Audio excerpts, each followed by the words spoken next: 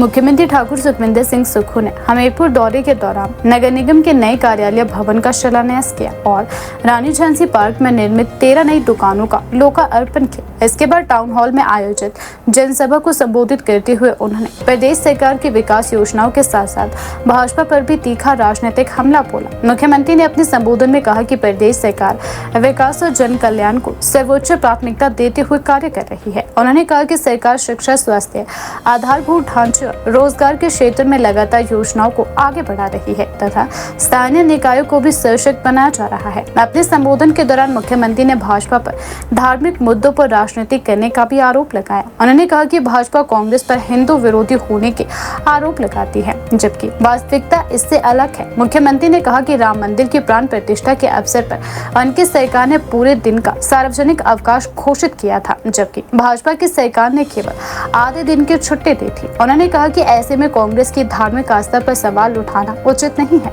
मुख्यमंत्री ने कहा कि हमारी सरकार ने पूरे दिन की छुट्टी दी थी, इससे बड़ा हिंदू कौन हो सकता है। धर्म किसी राजनीतिक दल की जागीर नहीं है। उन्होंने कहा कि कांग्रेस सभी धर्मों का सम्मान करती है और धार्मिक आस्था का राजनीतिक लाभ उठाने में विश्वास नहीं रखती। उन्होंने कहा कि करोड़ों श्रद्धालुओं की आस्था से जुड़े इस मामले में पूरी पारदर्शिता होनी चाहिए। उन्होंने आरोप लगाया कि भाजपा इस गंभीर मुद्दे पर स्पष्ट जवाब देने से बच रही है।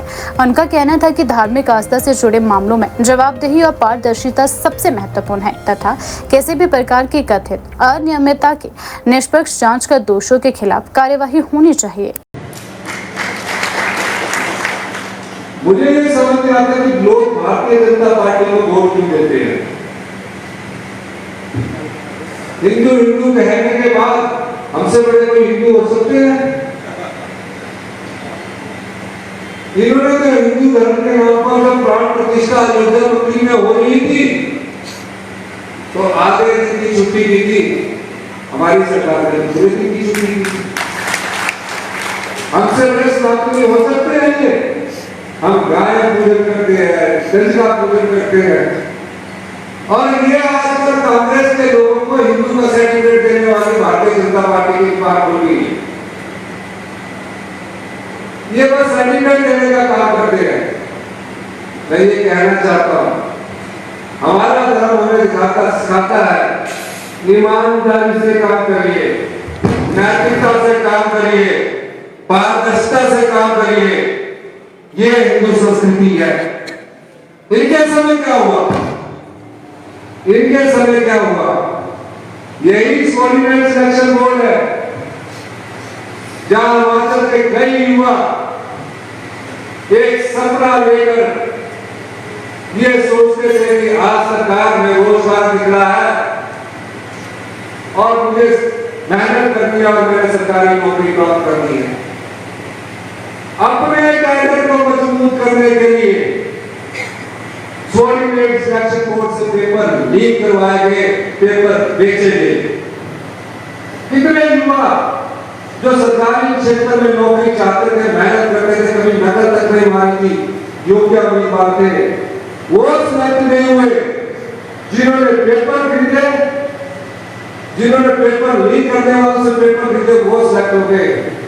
आप लोगों को नहीं पता लगा, हमारी सरकार बनी, मैंने इंक्वायरी के ऑर्डर दिए, पता लगा पेपर लीक भी करवाए जाते थे, पेपर बेचे भी जाते थे और मैंने इस कोऑर्डिनेट सिलेक्शन बोर्ड को भंग किया।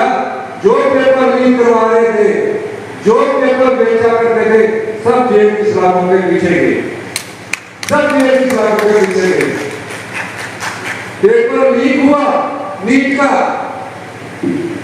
कोई नैतिकता की बात नहीं। भारतीय जनता पार्टी के लोगों से पूछा जाना चाहिए। हजारों बच्चों ने नीट का पेपर दिया, मेहनत की, पेपर कैंसिल हो गया, लीक हो गया। अपने शिक्षा मंत्री से इस्तीफा तक नहीं मांग सके। ये भारतीय जनता पार्टी की हिंदू संस्कृति है। पेपर लीक होने पर कोई नहीं मांग सके। पुलिस भर्ती पेपर यहाँ लीक हुआ, पटवारी भर्ती पेपर लीक हुआ। आज राजा चैनलों में एक भी पेपर लीक नहीं होता है, सबको मेरिट के आधार पर नियुक्तियां मिलती है। और हमने तो और एक काम किया, पब्लिक सर्विस कमीशन में रिटन टेस्ट होता था, क्लास 1 क्लास 2 पोस्टों का, लेक्चरर का, कॉलेज के स्कूल के लेक्चरर्स का वाइवा होता था। वाइवा के नंबर अलग से विभाग को सेलेक्ट कर दिए जाते थे, रिटर्न के नंबर नहीं मिलाए जाते थे, जोड़े भी जाते थे। मैंने कहा ये मेरिट के साथ अन्याय है। जिसने रिटर्न में नंबर लिए वो सिलेक्ट हो गया, एक बार पेपर सिलेक्ट में हो गया। मैंने वाइवे के साथ रिटर्न के नंबर भी जोड़े। आज पब्लिक सर्विस कमीशन में जो रिटर्न में नंबर आता है और पर्सनल में नंबर आता है, दोनों को जोड़ने के बाद आज उसकी सिलेक्शन की जाती है। ये पारदर्शिता होती है। ये क्या करते थे? ये बस एक बार नगर बनवा के पास करवा देते थे, फिर उसको सिलेक्ट कर देते थे, कहते थे हमारे कैडर का आदमी है। अरे पूरा समाज हमारा, चाहे वो 75 लाख की जनता है, हमारे समाज की अपनी जनता है। वो कैडर नहीं देखती कि बीजेपी का कैडर है, कार्यकर्ता का कैडर है। वो ये देखती है जो सत्ता में आते हैं, जिनको लोग चुनकर भेजते हैं, कि सत्ता में बैठने वाले शासक जो होते हैं वो ईमानदारी से काम करे। अच्छे शासन के लिए अच्छे प्रशासन का होना जरूरी है, और अच्छे प्रशासन से सरकार को चला रहे हैं। शिक्षा के क्षेत्र में क्या हुआ? ये इन्हीं की सरकार के समय का है। हमने क्या किया? जयराम ठाकुर जी मुख्यमंत्री थे, सरकारी स्कूल के शिक्षा के स्तर के गुणात्मक शिक्षा का अध्ययन किया गया, और क्या पाया गया 2021 में? हम तो नहीं थे। 2021 में ये पाया गया कि क्वालिटी एजुकेशन, गुणात्मक शिक्षा में हम पूरे देश में 21वें नंबर पर है। 21वें नंबर पर, 21वें नंबर पर तारीफ जाने की जरूरत नहीं होगी थी। 21वें नंबर पर है हमारी सरकार है। हमने फैसला किया, हमारे मंत्रिमंडल के सदस्य ने फैसला किया कि शिक्षा में गुणात्मक सुधार लाने की जरूरत है।